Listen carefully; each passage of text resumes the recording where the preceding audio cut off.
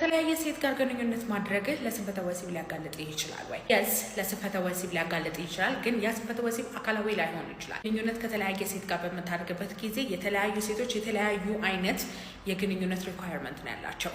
የምትጨርስበትን ሰዓት አታውቅም፣ የምትጨርስበትን አይነት አታውቅም እና አዲስን ሴት እንደ አዲስ ነው እየለመድክ ያለው ማለት ነው። ስለዚህ ግንኙነቶች ላይ በሙሉ ጭንቀት መብዛቱ ነው ማለት ነው።